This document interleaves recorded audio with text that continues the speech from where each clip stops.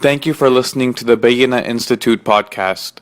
Please join us on Facebook at facebook.com/Bayyina Institute, or you can join our email list at http://bayyina.com and share these recordings with your family and friends.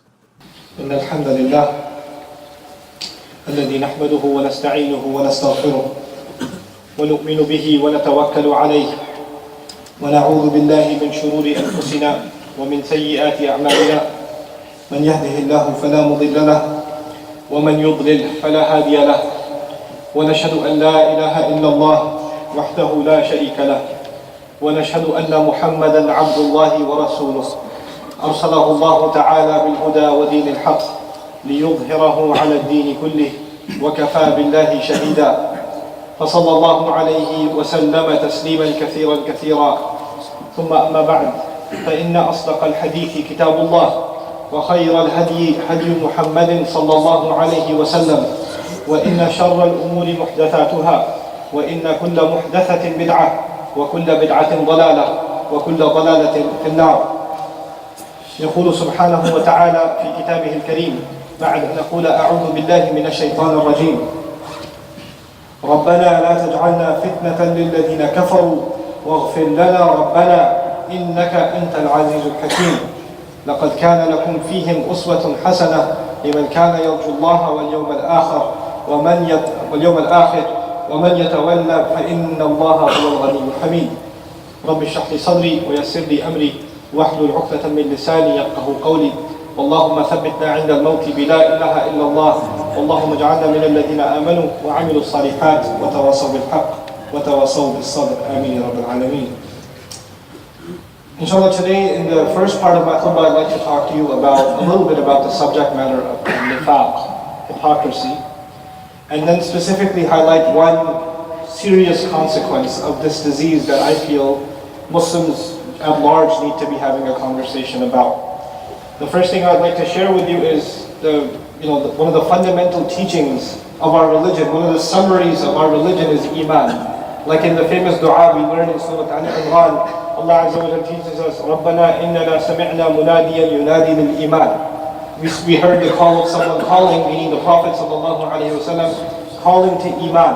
So the entire faith, the entire religion is actually summarized at the end of the day to our faith. That's the essence of what we are as Muslims, is a people with a set of beliefs. And in multiple places in the Quran, Allah teaches us that Iman is something that lies inside our hearts. That's a matter of the heart. The Iman is part of it's intellectual and part of it is a spiritual reality. Of course, the opposite of Iman is kufr.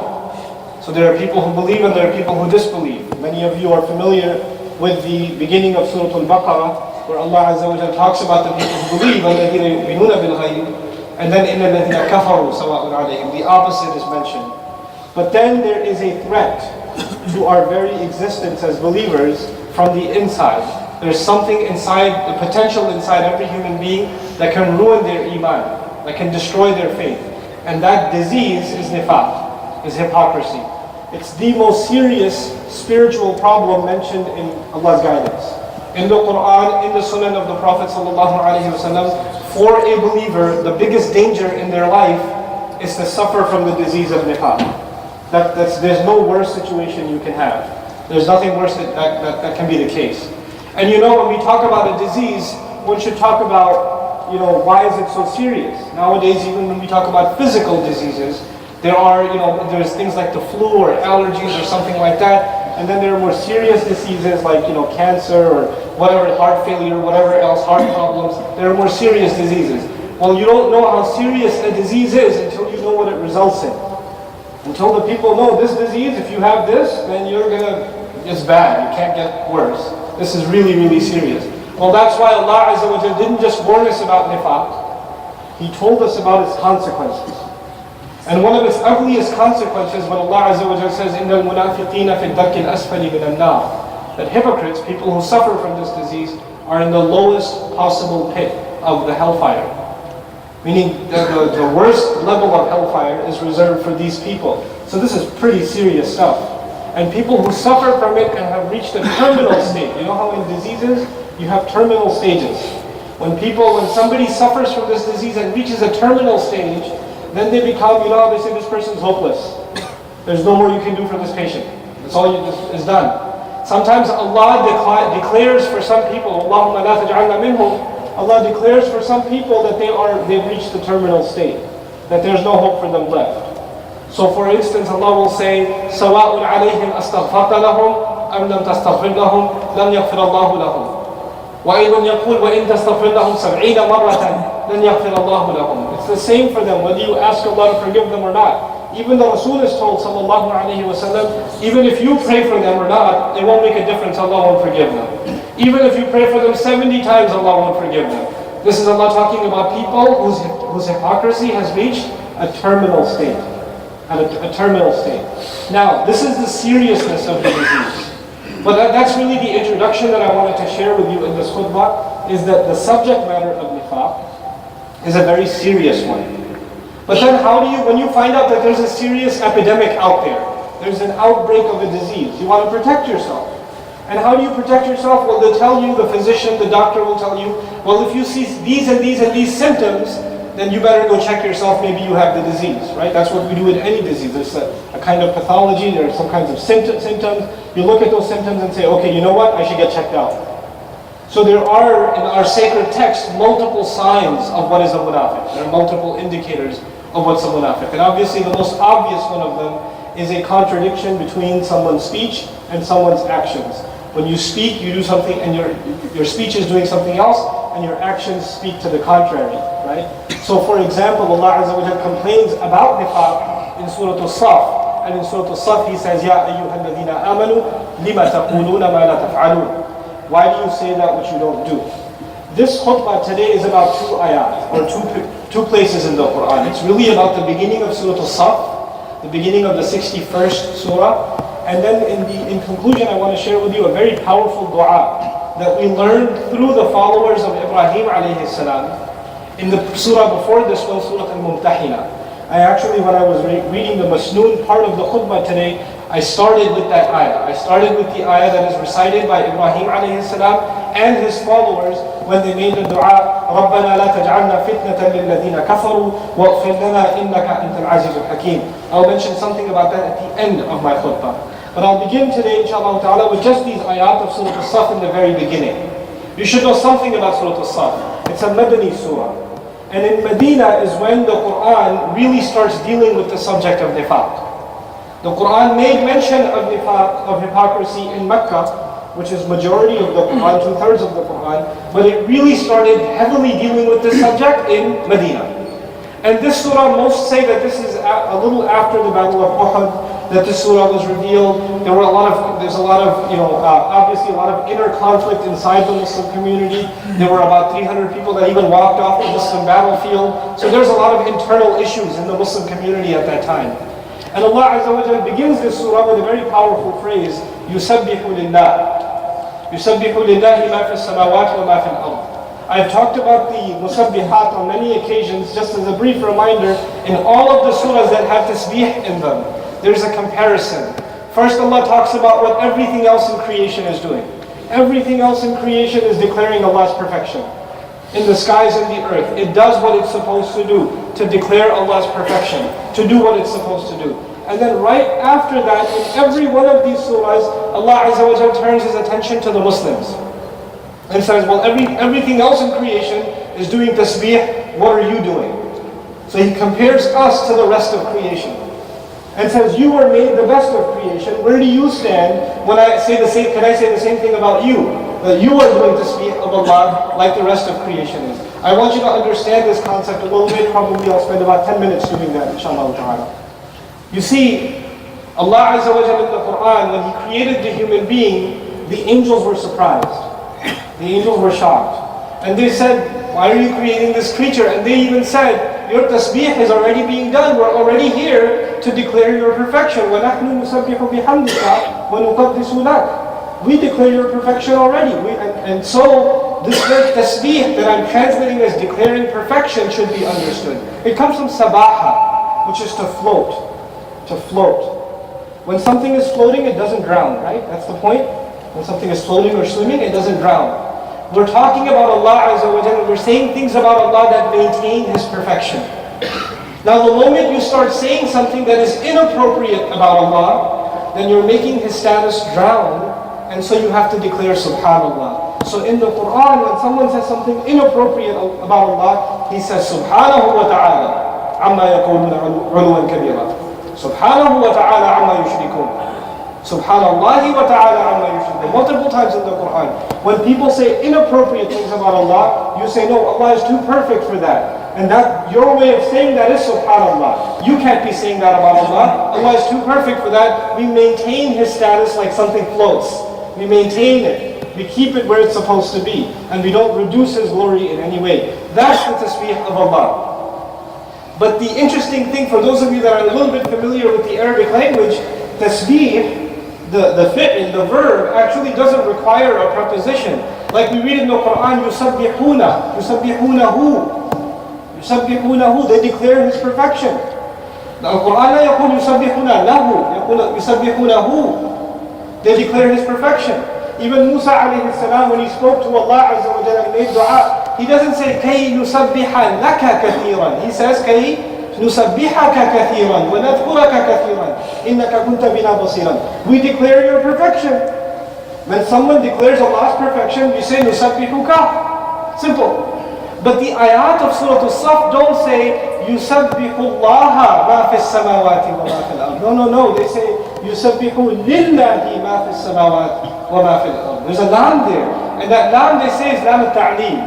What that means in simple English for all of you is, it is for Allah's sake that everything in the skies and the earth continues to declare His perfection.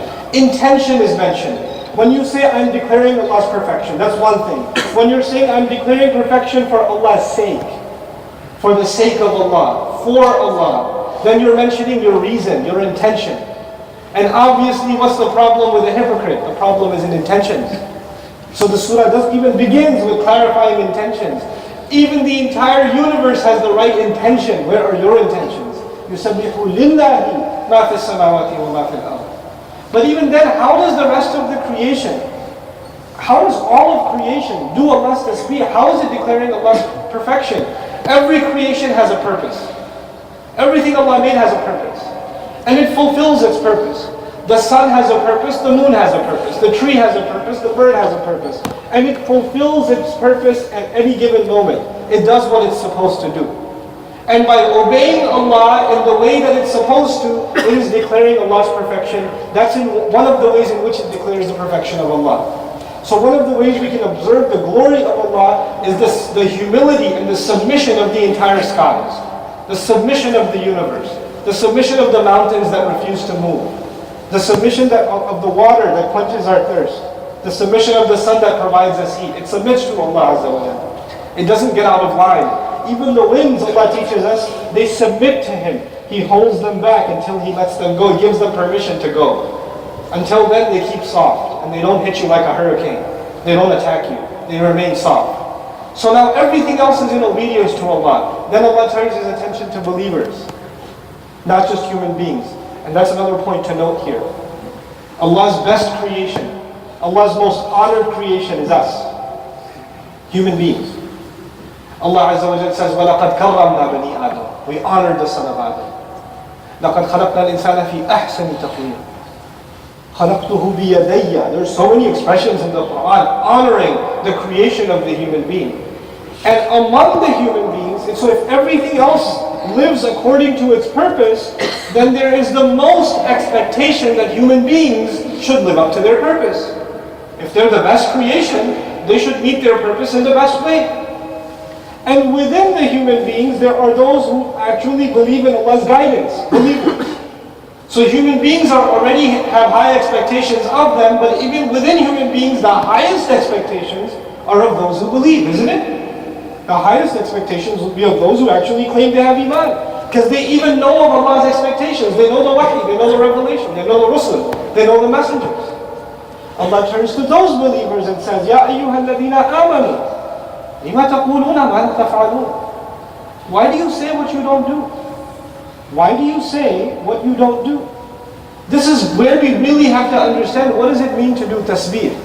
Everything in the skies and the earth does tasbih. وَلَكِنْ لَا تَفْقَهُونَ تَسْبِيحَهُمْ كَمَا يَذْكُرُ سُبْحَانَهُ وَتَعَالَى. You can't understand how they do tasbih. They've got their own language. But when we think of doing tasbih, when we think of doing tasbih, you think of a guy sitting there and he's doing the sunnah after the prayers, he's doing tasbih. He's saying subhanallah, you're doing tasbih. You're saying alhamdulillah even nusabbihu bihamdika. فإذا قلت الحمد لله أيضا هذا من نوع التسبيح. هذا من التسبيح كذلك, right? This is tasbih too. If you say alhamdulillah, if you say Allahu Akbar, this is also tasbih because it's praising Allah and declaring Allah's perfection. So we have thought of tasbih as speech.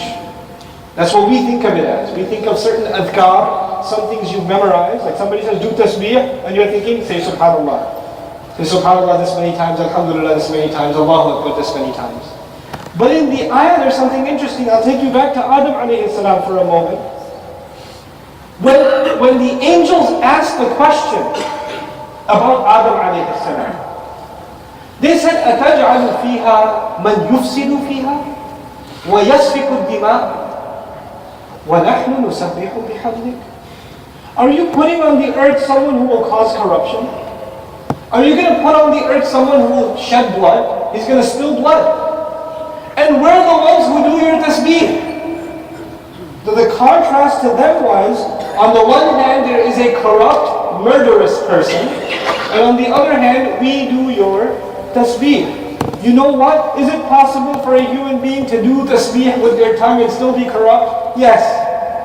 They didn't say they're not going to remember you, they're not going to mention your name, they're not going to say the tasbihat. They didn't say that. They said he's going to be full of corruption. Because to them, the opposite of corruption is tasbih. And if you have tasbih, you can't have corruption. To them, that's the opposite. So to them, the contradiction was, we are doing the tasbih of Allah. Why would you put someone there who is clearly not doing tasbih of you? And what's their idea of someone who doesn't do tasbih of Allah? Someone who causes corruption. Someone who sheds blood. This is their concept of someone who does not declare Allah's perfection. You know why I'm mentioning that? Because for so many Muslims, they think they have done tasbih, they said subhanallah, and they're still corrupt. And they're still okay with the shedding of blood. How are you okay with that? That's not tasbih. That's just your mouths. And that's why in this surah, when it begins with tasbih, يُسَبِّحُ لِلَّهِ مَا فِي السَّمَاوَاتِ وَمَا فِي الْأَرْضِ وَهُوَ الْعَزِيزُ الْحَكِيمُ يَا أَيُّهَا الَّذِينَ آمَنُوا لِمَا تَقُولُونَ مَا لَا تَفْعَلُونَ لِمَا تَقُولُونَ سُبْحَانَ اللَّهِ وَلَا تَعْمَلُونَ بِهِ. Why do you say subhanallah and you don't act on it? You say tasbih with your tongue, like everything else in the universe actually says it and lives it, but you just say it and it doesn't show in your actions at all. How can you say subhanallah and declare Allah's perfection and declare that you believe in Him and then your character shows otherwise? This is a very serious criticism in the Quran. And Allah is so disgusted by this. Allah is so disgusted by it, He uses one of the ugliest words in the Arabic language to describe His disgust. He says, كَبُرَ مَقْتًا عِنْدَ اللَّهِ. How enormous. And كَبُرَ عِنْدَ اللَّهِ by itself is enough. You don't even need a tamyiz in grammar. كَبُرَ عِنْدَ اللَّهِ is bad. But كَبُرَ مَقْتًا أَضَافَ فِيهِ التَّمْيِيز. And this word to begin with, maqtan, maqt was used in the ugliest way in Old Arabic.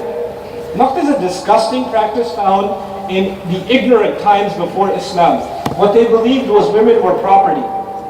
They believed that women were property. So if the father died and he had 4, 5, 6 wives, the son would marry all the stepmothers.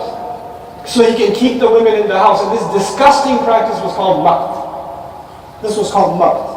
To give you an idea how disgusted Allah is when He sees Muslims saying something with their mouth and their character is going in the opposite direction. Now, I share this with you because actually the central subject of my khutbah today to you, for which I have maybe 10 to 15 minutes left, is this dua of Surah Al-Mumtahina that was made on the tongue of Ibrahim alayhi salam and his followers. Allah taught us this dua. But something a little bit about Surah Al-Mumtahina, it also deals with the subject of hypocrisy. From the very beginning, the issue is that of nifaq. And the Muslims are being told, watch out for your hypocrisy, don't become hypocrites. You know what? You should learn from the legacy of Ibrahim alayhi salam, and this dua is given. This dua has many benefits in it. I'll just share one or two with you. But before I get to it, I want to tell you why I'm sharing this with you. Today we are at an amazing information age. People have access to knowledge from across the world. People can see YouTube videos that are made in America and Indonesia and Bangladesh. We can see what's going on the other end of the world and get Twitter feeds and Facebook posts. The world of information has opened up to us. What scholars used to go travel for years, now we can download in a few seconds. And you want the audio file, you want the PDF file, you want the print version, what do you want? It's all accessible to you in whatever format you want. You know, there are centuries of tafasir. Every century had major mufassirun. And you can find websites now where you can pick, do you want 3rd century tafsir, 4th century, 5th century, 6th century, what do you want? Pick the ayah, pick the tafsir in a split second. Even opening those books would take you 1 hour, finding the ayat. You can do that in a split second. Ilm is available. Knowledge has just become available. And actually, even now, I feel like Muslims have an opportunity to learn their religion like never before. And that's a blessing from Allah Azza wa Jalla. There's nothing to undermine. But as we learn this religion, if we don't keep track of the fact that this learning is supposed to change our character, it's supposed to change the way we act, it's supposed to change the way we talk to other people, it's supposed to change the way you treat your neighbor, it's supposed to change the way you drive, it's supposed to change the way you go to work and come back from work, the way you interact with your spouse, the way you deal with your kids. If you don't remember that, then you're learning for no reason. Then this knowledge is of no benefit to you. Then you're saying a lot of things, but the actions haven't changed. Then it's لِمَا تَقُولُونَ مَا لَا تَفْعَلُونَ. This particular dua, Ibrahim alayhi salam and his followers were very few. It's actually the only place in the Quran Allah mentions the followers of Ibrahim alayhi salam. They're very, very few. And they made this dua and they said to Allah Azza wa Jalla in Surah Al-Mumtahina, رَبَّنَا لَا تَجْعَلْنَا فِتْنَةً لِلَّذِينَ كَفَرُوا. Master, don't make us a trial for those who disbelieve. It seems like confusing language. Don't make us a trial for those who disbelieve. One of the meanings of that is, Ya Allah, don't let us be defeated.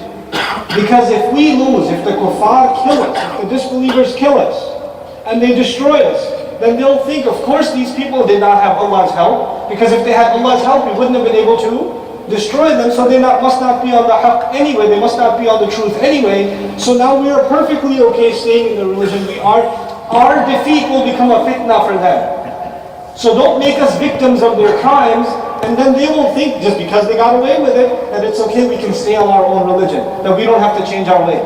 Don't make us victims of the crimes of disbelievers. That's one of the meanings of لَا تَجْعَلْنَا فِتْنَةً لِلَّذِينَ كَفَرُوا.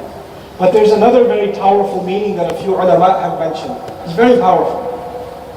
Oh Allah, don't make us Muslims, don't make us the kind of people that when kuffar see them, please listen to this carefully, don't make us the kind of people that when disbelievers see them, they say, I want nothing to do with Islam. We become the biggest turn-off for everybody else to think about Islam. We become the turn-off. We become the reason why somebody wouldn't want to be Muslim. Don't make us of those people. And if we have already become from those people, وَاغْفِرْ لَنَا رَبَّنَا. Forgive us, Master. Because our speech is great, man. We got color brochures, we got YouTube videos, we got seminars and conferences, we got everything. We got pamphlets to give people. But when they ask us questions about our behavior, I mean, let's talk about, you guys have these table conversations all the time. The most corrupt countries on the planet, by any measure, are Muslim. The biggest consumers of the wrong products, by any measure, are Muslims on the earth. Why would somebody want to be like us? What do we have to say as a people to the rest of the world and say, you should learn from us? You should try to be more like us. It's sad, isn't it? So many of you go, in your vacation time, you go back to your home country.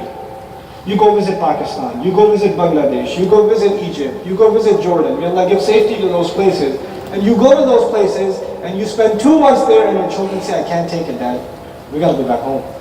I can't take it anymore. The streets are too dirty, the people are mean, everybody's trying to steal money from us. They say, you're from America, come here. Everybody's corrupt. My uncle wants money from me, my cousin wants money from me, the shopkeeper wants money from me, the police officer wants money from me, the guy at the airport wants money from me. Everybody's corrupt. The only language they speak is corruption. That's the common language among the ummah today. We can't take it.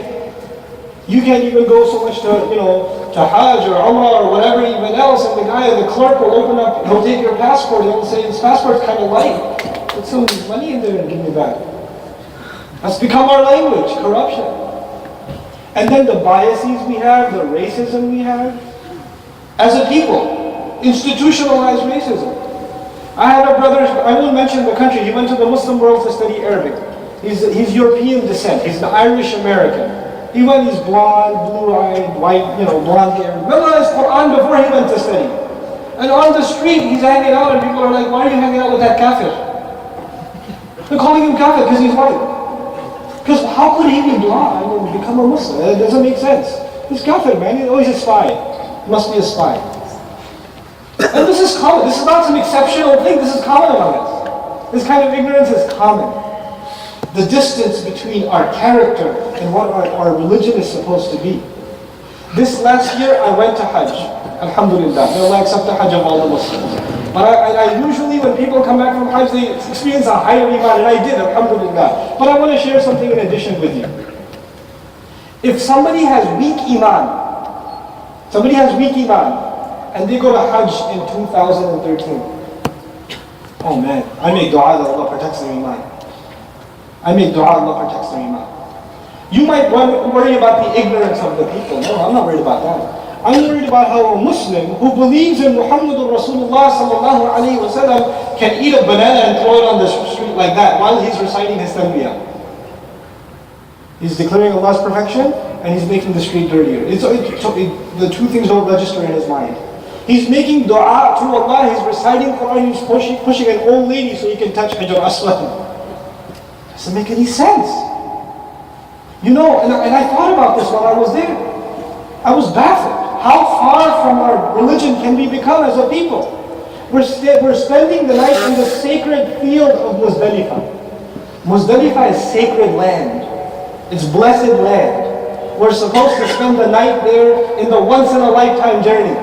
Mina is sacred land. This is not just any field. It's not a soccer field. It's sacred land. And when we spend the night there and you wake up the next morning, you cannot take 2 steps without stepping in trash. It's like you're standing in the middle of a dumpster. In the middle of a dumpster. Now you tell me,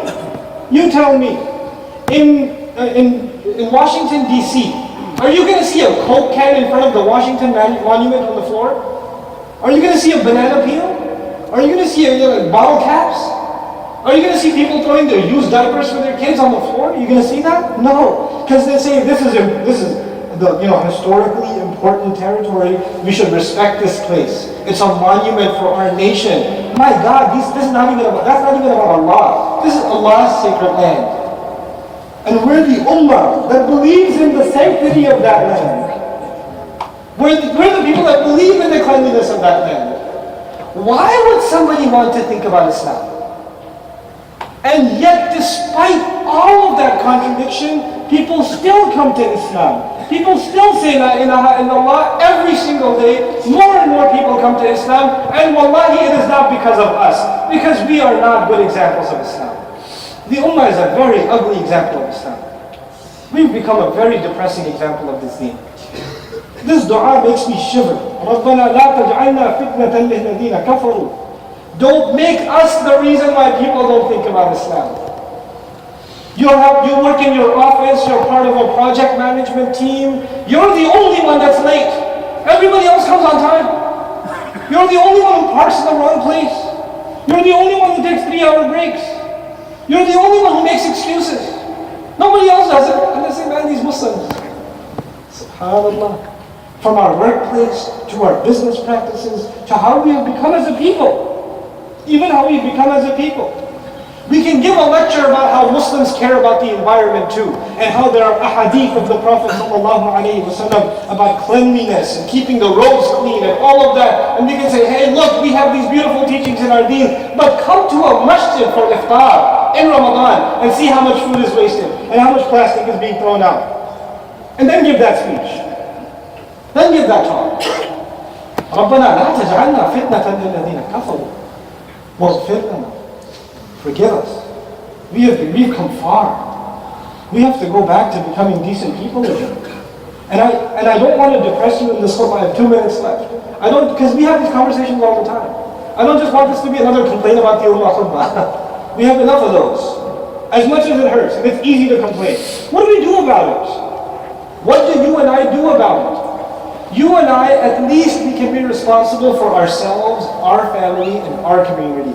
If I can't change the entire world, at least I can change what's happening in my household. I can stand up for the right thing. If I owe somebody money and I haven't paid them back, I should pay them back. I should say, I'm a Muslim, I can't do that. I can't keep somebody else's money like that. I owe them and I keep dodging them. Pay them back. If I haven't dealt rightly with my brother, with my business partner, I should fix that about myself. Don't complain about the ummah, fix yourself. Fix what's happening in your family. Take care of be responsible people. Change your habits. The habits that you know are wrong. If you know you have racist tendencies, bigotry tendencies, work on them. This is stuff that we can do ourselves. On ourselves, and even especially into our children. I tell you, one of the biggest mistakes we've made is we think that we are teaching our children Islam when we teach them to memorize some surahs, we teach them how to make salat, we teach them how to make certain du'as, we teach them how to make wudu, how to do tahara. They know deen, alhamdulillah. الطفل يعرف الصلاة. مبروك الطفل يعرف الصلاة. ولكن لا يحترم الكبار. Your child knows how to pray but doesn't respect elders. Your child lies. Your child shows off at school. Your child puts other people down. He insults others. He uses filthy language. We've forgotten that Islam, it made amazing character. It built a personality. It built morals. Moral, ethical, responsible people.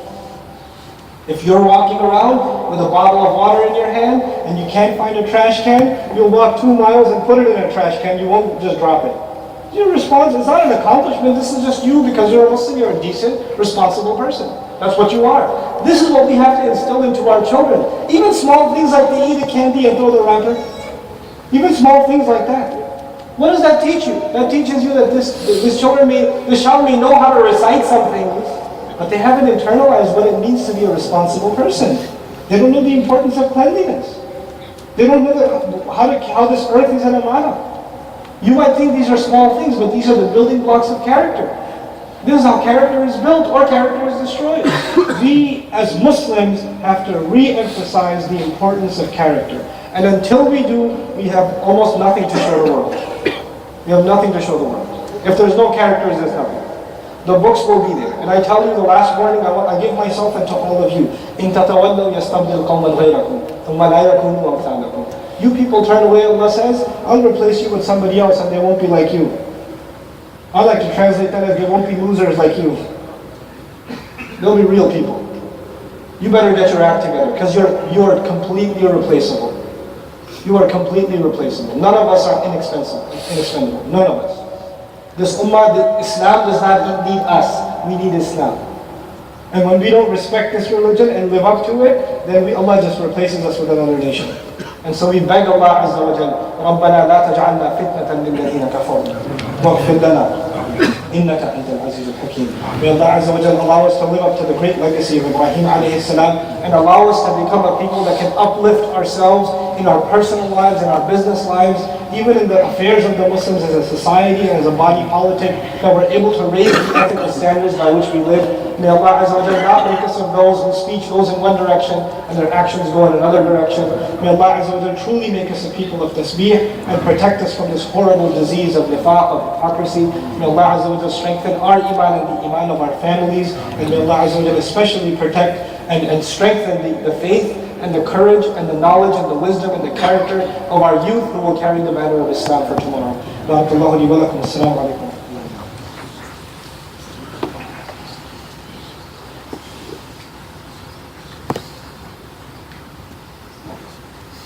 الحمد لله وكفى والصلاة والسلام على عباده الذين اصطفى خصوصا على أفضلهم وخاتم النبيين محمد الأمين وعلى آله وصحبه أجمعين.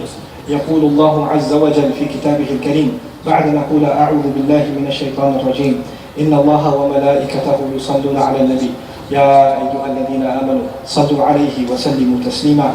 اللهم صل على محمد وعلى آل محمد كما صليت على إبراهيم وعلى آل إبراهيم في العالمين إنك حميد مجيد. اللهم بارك على محمد وعلى آل محمد كما باركت على إبراهيم وعلى آل إبراهيم في العالمين إنك حميد مجيد. عباد الله رحمكم الله، اتقوا الله، إن الله يأمر بالعدل والإحسان وإيتاء ذي القربى وينهى عن الفحشاء والمنكر ولذكر الله أكبر والله يعلم ما تصنعون. أقم الصلاة إن الصلاة كانت من المؤمنين كتابا موقوتا.